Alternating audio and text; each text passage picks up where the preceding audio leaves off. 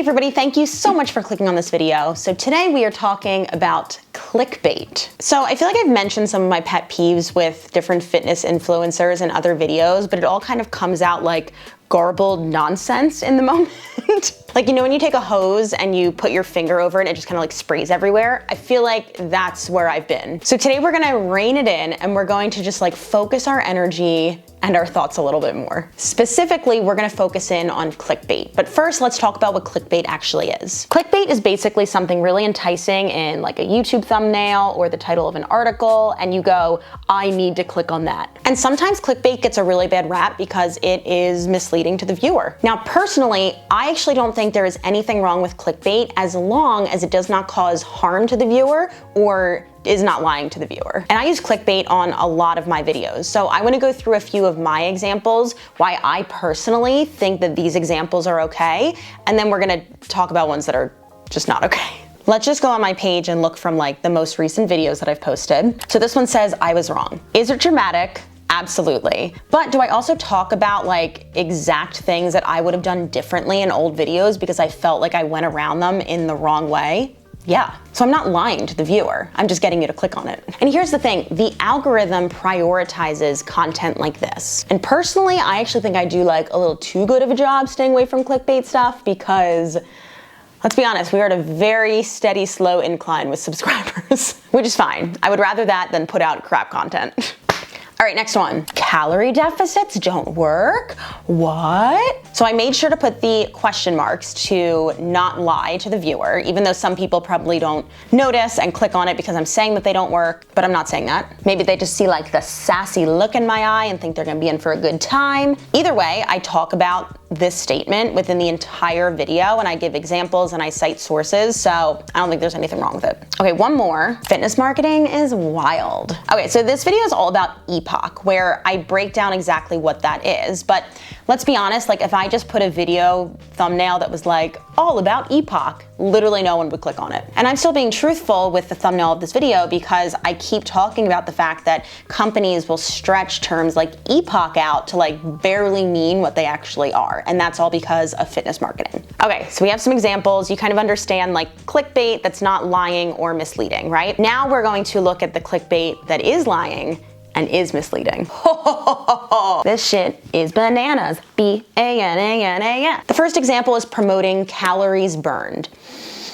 Okay, there's a number of reasons why I dislike this type of clickbait. Let's start with number one. It's not accurate. How in the hell do you know how many calories I'm gonna burn doing your workout? You don't know my age, you don't know my body size, you don't know my level of exertion, you don't know my intensity level, you don't know my skill level. Like, how are you gonna know how many calories I'm gonna burn? The answer is you don't. Creators often do this because unfortunately the fitness industry has kind of tied together this idea of calories burned equals how good your workout is. And I will firmly stand by this, that movement should not be used as a way to manually rip calories off your body. Because this leads into my second reason why I hate this type of clickbait. It is a slippery slope associating calories burned with your workout because it reinforces this idea that movement is punishment, or you need to earn certain types of food, or there is guilt associated with this many calories versus this many. I mean, this mindset has just been shown time and time again to lead to disordered tendencies and disordered feelings around movement and around food. So personally, I find it incredibly irresponsible, and also it just shows me that like,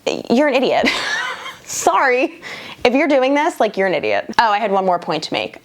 Okay, so the final point about calories burned during your workout, I've talked about this so many times in other videos, so I'll like link other videos where I describe it on the screen, but your exercise calories exerted is such a small percentage of the calories that you exert or energy you exert throughout your day. So if we look at our total daily energy expenditure, you can see that your exercise activity thermogenesis is literally the smallest part of your energy exertion during the day. So why don't we focus on other things that we can control instead? This is why I'm always promoting getting in more steps, getting in more movement throughout your day that's not traditional formal exercise, because you can see that your NEAT or your non-exercise activity thermogenesis is just such a bigger portion. Now, I always have someone come in here and they're like, oh, well, what about like long distance runners or like Ironman competitors or professional athletes? I'm like, cool, I'm not talking to them. I guarantee you that 99% of the people watching my channel are not running a marathon, period. I'm not talking to them. I'm talking to the average person who works 9 to 5, needs more time to get up and move during the day. End rant. Next piece of clickbait that I cannot stand is when there is a timeline attached to something. Abs in 2 weeks, thigh gap in 5 days, hip dip. What are even, I still don't understand what hip dips are. And it's like, why are we just creating things for us to hate about our bodies? I would rather click on a workout that's like, make your knees not sound like bubble wrap when you squat anymore. Oh, I had a birthday and my knees hurt all the time now. Okay, God, I said I wanted to really focus my energy in this video and I feel like fingers on the hose again. Focus in, Justina. That's why I have my notes. Okay, so number one, these types of thumbnails imply that you can spot reduce fat in an area of your body. And it's just not true.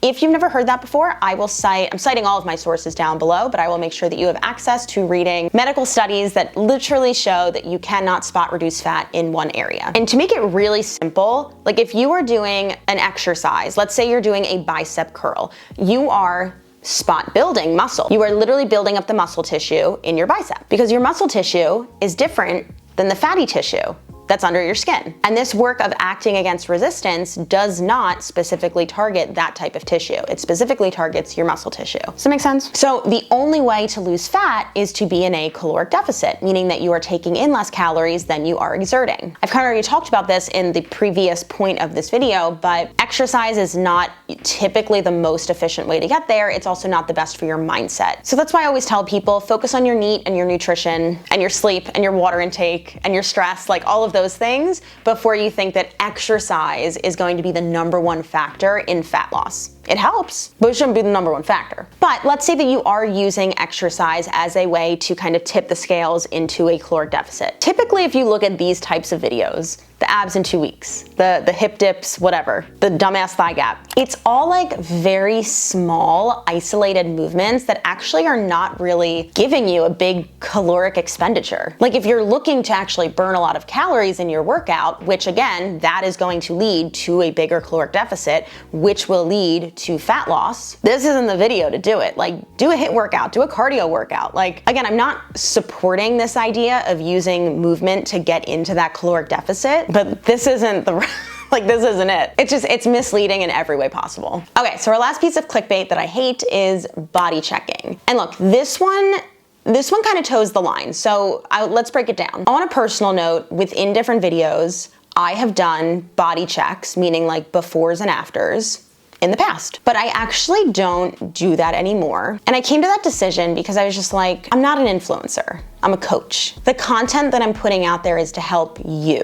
It's not to share my journey or to use my audience as accountability. I just feel like showing like the shape and the muscle definition and body fat percentage of my personal body when I've done X, Y, and Z is just like, it's unnecessary and it's misleading because so much of that is determined by genetics. So it just presents this idea that like, if you do this workout or if you eat these things, you're gonna look like me. And you see that a lot with influencers because they're selling typically like products. It's like, this looks good on me, or this workout worked for me, buy X, Y, and Z. Versus a coach is trying to help you get to the best version of you and reach your goals, not push my goals or push my physique onto you. Does it make sense? I feel like that was hard to explain. Now, on the flip side, I do want to make it clear that I don't have an issue with people sharing progress photos. I don't have an issue with people sharing images of their bodies. But if you are attaching a specific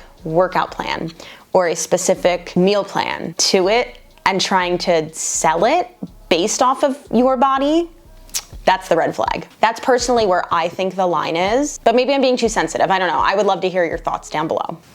We did it. I feel like that was almost as focused as I wanted to be. Like I give it like a 7.2 out of 10 of focus. I feel like I got a little ranty sometimes, but that's okay. Someone actually wrote down in the comments recently, they were like, you should have a series called Sassy Saturday or something like that. Was it sassy? Snarky Saturday. Snarky Saturday supported with science. She loves alliteration. All right, guys, that's all I've got for you today. Any questions, or if you have any thoughts or examples or just anything, or if you think I'm wrong, like let me know down in the comments. This is an open discussion. Like I said, I'm always learning, I'm always growing and evolving. And the reason that I do that is to better serve you. Hit that subscribe button so you don't miss out, and I will see you in the next one.